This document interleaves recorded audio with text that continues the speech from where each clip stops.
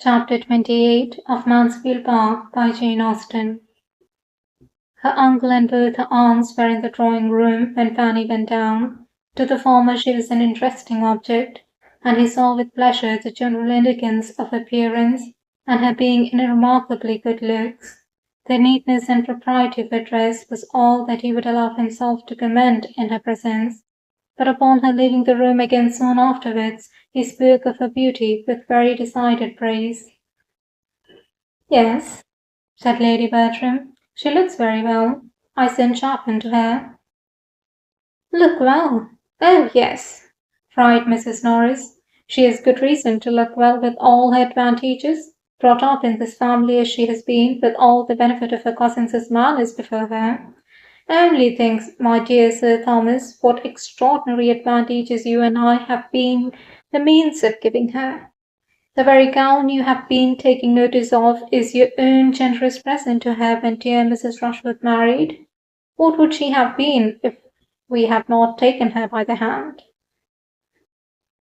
Sir Thomas said no more, but when they sat down to table, the eyes of the two young men assured him that the subject might be gently touched again, and the ladies withdrew with more success. Fanny saw that she was approved, and the consciousness of looking well made her look still better. From a variety of causes she was happy, and she was soon made still happier, for in following her aunts out of the room, Edmund, who was holding open the door, said, as she passed him, "You must dance with me, Fanny. You must keep 2 dances for me, any 2 that you like, except the first." She had nothing more to wish for. She had hardly ever been in a state so nearly approaching high spirits in her life. Her cousin's former gaiety on the day of a ball was no longer surprising to her. She felt it to be indeed very charming, and was actually practising her steps about the drawing-room as long as she could be saved from the notice of her Aunt Norris, who was entirely taken up at first in fresh arranging and enduring the noble fire which the butler had prepared. Half an hour followed that would have been at least languid under any other circumstances, but Fanny's happiness still prevailed. It was but to think of a conversation with Edmund, and what was the restlessness of Mrs. Norris? What were the yawns of Lady Bertram? The gentlemen joined them, and soon after began the sweet expectation of a carriage, when a general spirit of ease and enjoyment seemed diffused, and they all stood about and talked and laughed, and every moment had its pleasure and its hope. Fanny felt that there must be a struggle in Edmund's cheerfulness, but it was delightful to see the effort so successfully made. When the carriages were really heard, when the guests began really to assemble, her own gaiety of heart was much subdued. The sight of so many strangers drew her back into herself, and besides the gravity and formality of the first great circle, which the manners of neither Sir Thomas nor Lady Bertram were of a kind to do away, she found herself occasionally called on to endure something worse. She was introduced here and there by her uncle, and forced to be spoken to, and to curtsy and speak again. This was a hard duty, and she was never summoned to it without looking at William as he walked about at his ease in the background of the scene, and longing to be with him. The entrance of the Grants and Crawfords was a favourable epoch. The stiffness of the meeting soon gave way before their popular manners and more diffused intimacies. Little groups were formed, and everybody grew comfortable. Fanny felt the advantage, and, drawing back from the toils of civility, would have been again most happy, could she have kept her eyes from wandering between Edmund and Mary Crawford. She looked all loveliness, and what might not be the end of it? Her own musings were brought to an end on perceiving Mr. Crawford before her, and her thoughts were put into another channel by his engaging her almost instantly for the first 2 dances. Her happiness on this occasion was very much à la mortelle, finally checkered.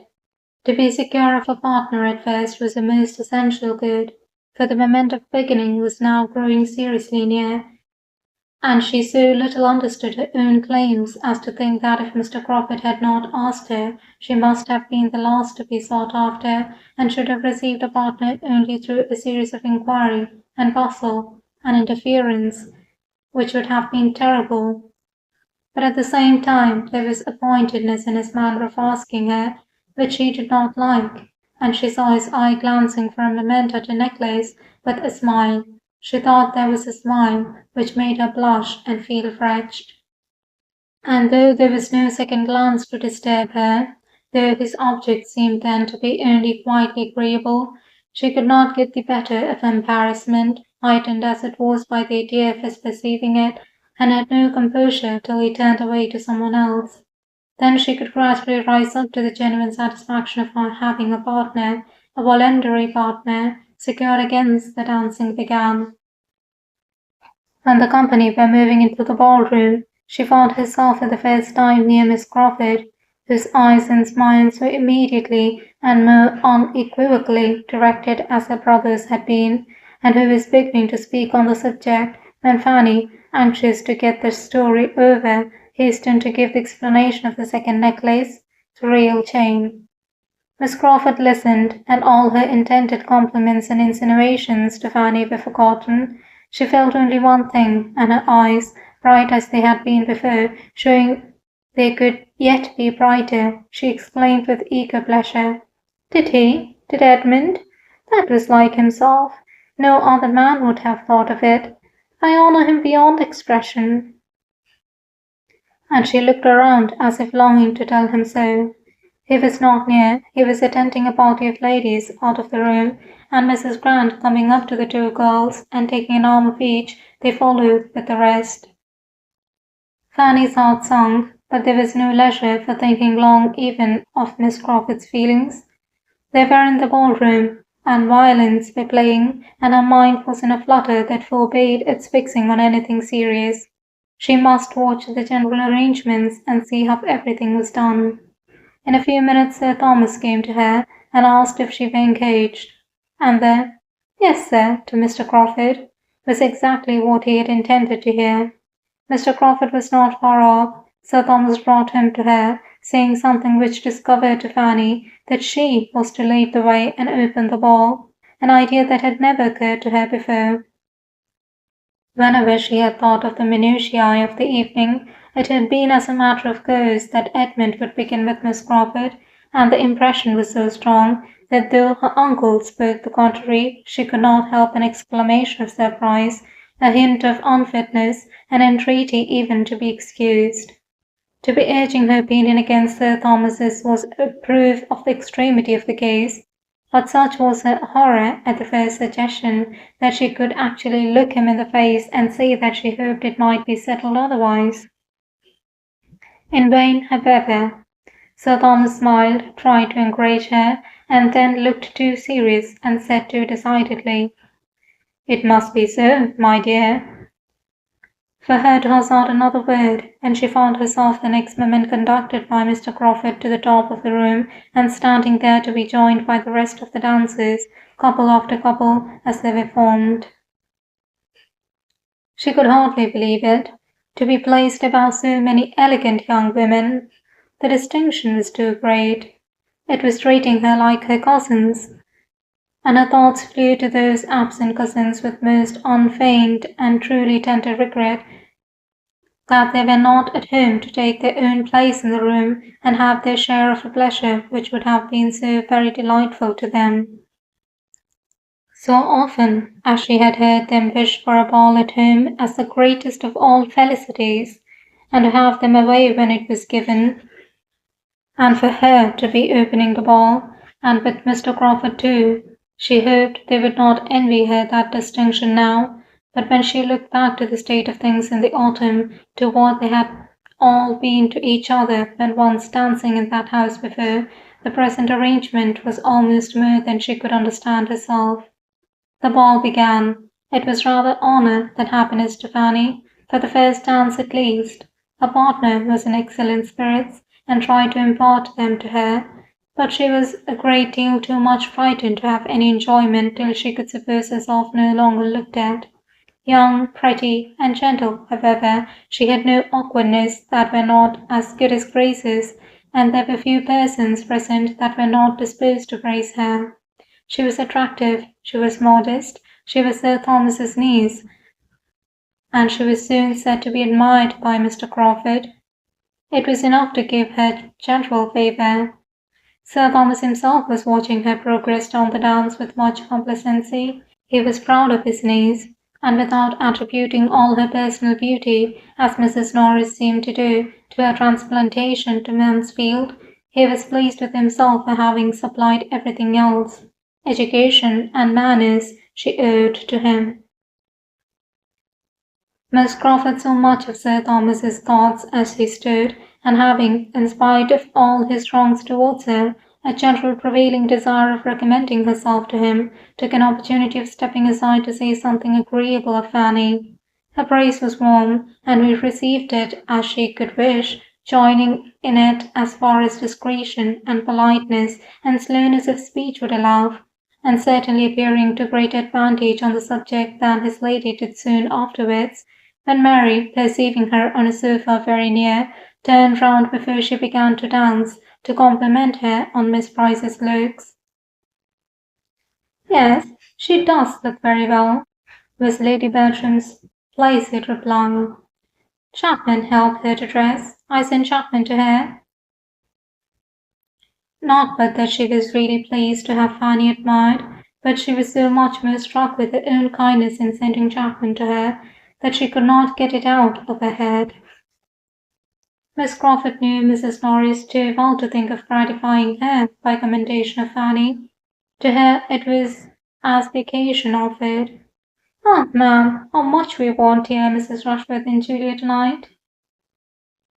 And Mrs. Norris paid her with as many smiles and courteous words as she had time for, amid so much occupation as she found for herself in making up card tables, giving hints to Sir Thomas, and trying to move all the chaperons to a better part of the room. Miss Crawford blundered most towards Fanny herself in her intentions to please. She meant to be giving her little heart a happy flutter, and filling her with sensations of delightful self-consequence, and, misinterpreting Fanny's blushes, still thought she must be doing so when she went to her after the first two dances and said with a significant look, "Perhaps you can tell me why my brother goes to town tomorrow. He says he has business there, but will not tell me what. The first time he ever denied me his confidence. But this is what we all come to. All are supplanted soon or later. Now I must apply to you for information. Pray, what is Henry going for?" Fanny protested her ignorance as steadily as her embarrassment allowed. "Well, then," replied Miss Crawford, laughing, "I must suppose it to be purely for the pleasure of conveying your brother, and of talking of you by the way." Fanny was confused, but it was the confusion of discontent.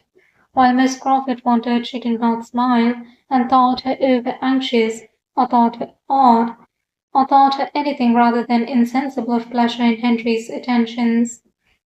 Fanny had a good deal of enjoyment in the course of the evening, but Henry's attentions had very little to do with it. She would much rather not have been asked by him again so very soon, and she wished she had not been obliged to suspect that his previous inquiries of Mrs. Norris about the supper hour were all for the sake of securing her at that part of the evening. But it was not to be avoided. He made her feel that she was the object of all, though she could not say that it was unpleasantly done, that there was indelicacy or ostentation in his manner, and sometimes, when he talked of William, he was really not unagreeable, and showed even a warmth of heart which did him credit. But still his attentions made no part of her satisfaction. She was happy whenever she looked at William, and saw how perfectly he was enjoying himself in every 5 minutes that she could walk about with him and hear his account of his partners. She was happy in knowing herself admired, and she was happy in having the 2 dances with Edmund still to look forward to, during the greatest part of the evening, her hand being so eagerly sought after that her indefinite engagement with him was in continual perspective. She was happy even when they did take place, but not from any flow of spirits on his side, or any such expressions of tender gallantry as had blessed the morning. His mind was fagged, and her happiness sprung from being the friend with whom it could find repose. I am worn out with civility, said he. I have been talking incessantly all night, and with nothing to say. But with you, Fanny, there may be peace. You will not want to be talked to. Let us have the luxury of silence. Fanny would hardly even speak her agreement, a weariness arising probably in great measure from the same feelings which he had acknowledged in the morning was peculiarly to be respected, and they went down their 2 dances together with such sober tranquillity as might satisfy any looker-on that Sir Thomas had been bringing up no wife for his younger son. The evening had afforded Edmund little pleasure. Miss Crawford had been in gay spirits when they first danced together, but it was not her gaiety that could do him good. It rather sank than raised his comfort, and afterwards, for he found himself still impelled to seek her again, she had absolutely pained him by her manner of speaking of the profession to which he was now on the point of belonging. They had talked, and they had been silent. He had reasoned, she had ridiculed, and they had parted at last with mutual vexation. Fanny, not able to refrain entirely from observing them, had seen enough to be tolerably satisfied. It was barbarous to be happy when Edmund was suffering, yet some happiness must and would arise from the very conviction that he did suffer.